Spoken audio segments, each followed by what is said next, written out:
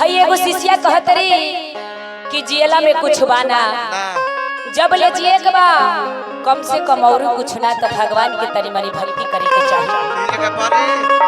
वो कहतरी कि शिव गुरु के गुरु बना लो इतने में भलाई बा न तो अपने कोखी से जवन बेटा जन्मौले बाड़ू एक दिन तहरा के लेके जाइए शमशान घाट में तरह चिता में आग लगाई। धन संपत्ति बटोरला में कुछ नहीं खे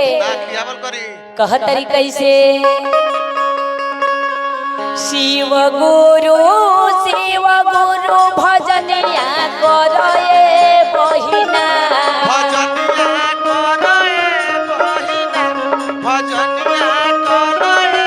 अरे शिव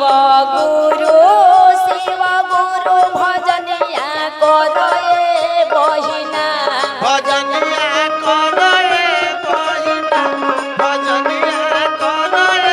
अरे कोखिया के जन्मल बेटा निरदैया भइलने बहिना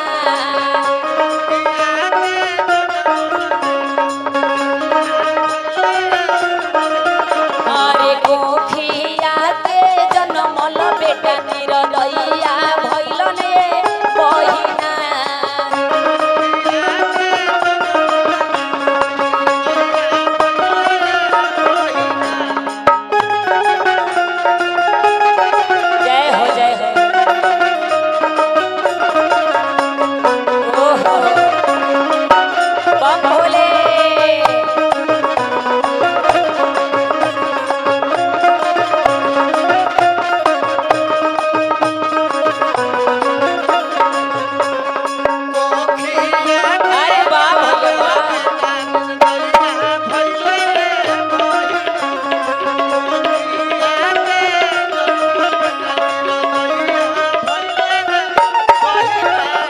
भैया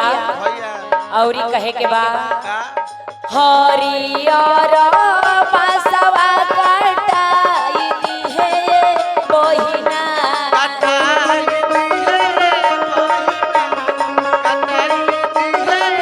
अरे हरियर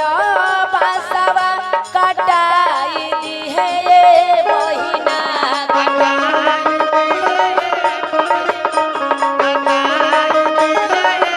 अरे बांसवा के डोलिया बनाई दी है बहिना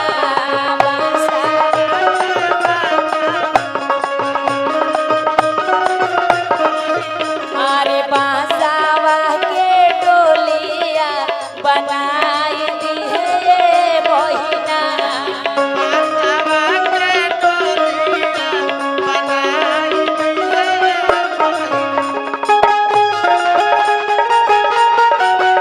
अरे जय हो जय हो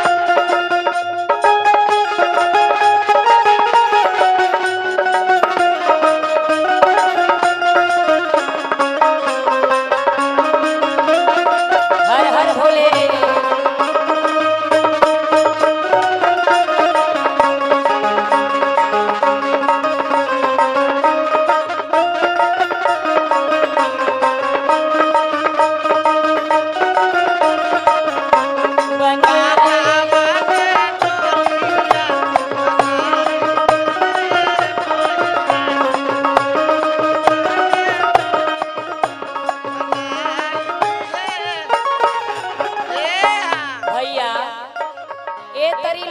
मार्शल मारुति पर घूमेला लेकिन जब भगवान के द्वारा जाए के डोली आवेला तो काचे बांस के बनेला कहतरी कैसे डोलिया पर पतलो बिछाई दिहे बहिना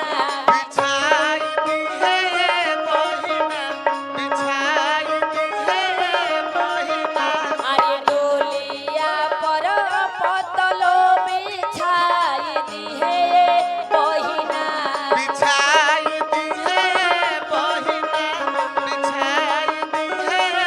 अरे वही पर जे माई के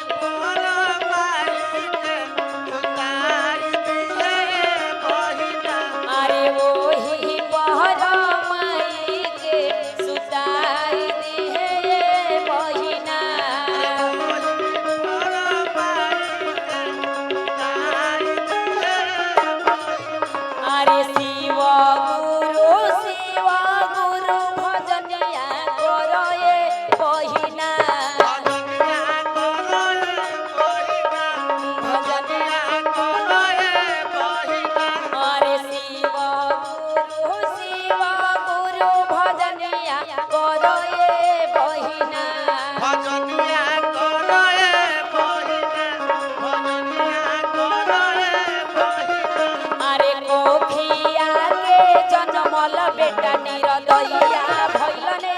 बहिना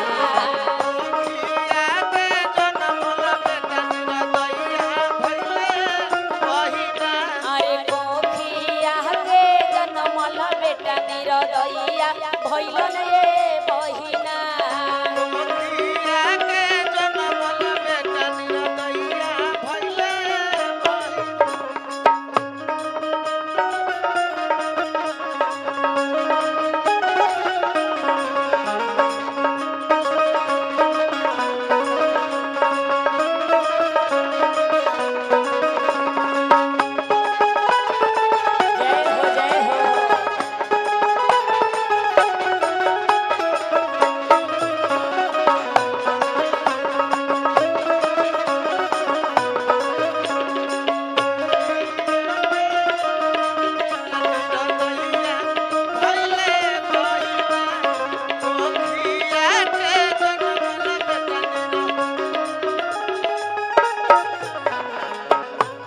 बाबा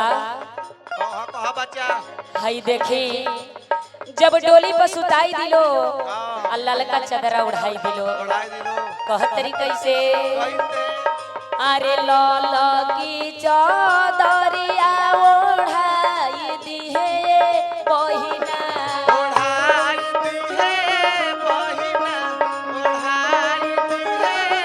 अरे लाल की चदरिया ओढ़ाई दिहे बहिना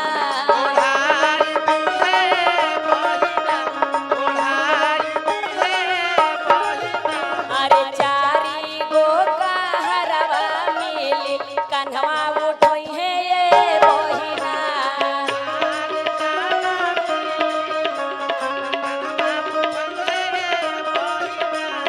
चारी गो कहरवा मिली कन्हवा उठोई है ये बहिना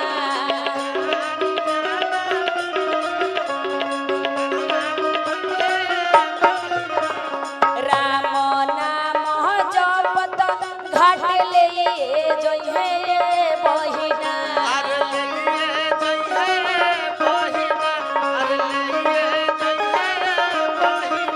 आहे राम नाम जपत घाट ले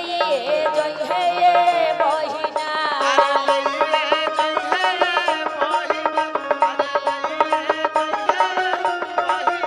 अरे चितावा सजाई के सुताई दी है ये बहिना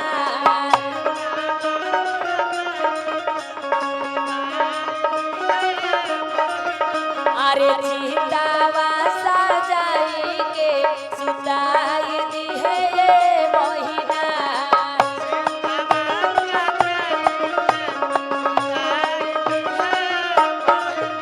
अरे पाची जाना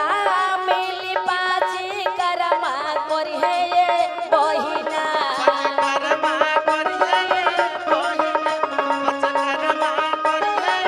अरे पाची जाना मिली पाची करमा करी है ये बहिना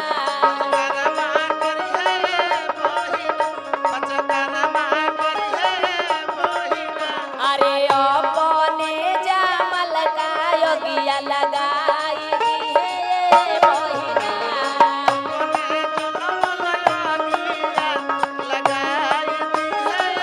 अरे अपने जनमल योगिया बेटावा लगाई दी है ये बहिना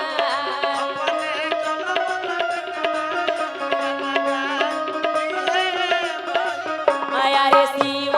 गुरु रटनमा रोटोए बहिना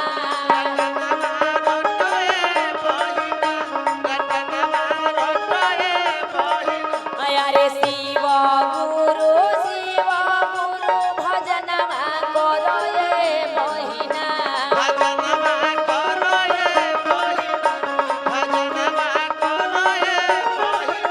अरे कोखिया के जनमल बेटा निरदैया भइलने बहिना अरे कोखिया के जनमल बेटा निरदैया भइलने बहिना अरे कोखिया के जनमल बेटा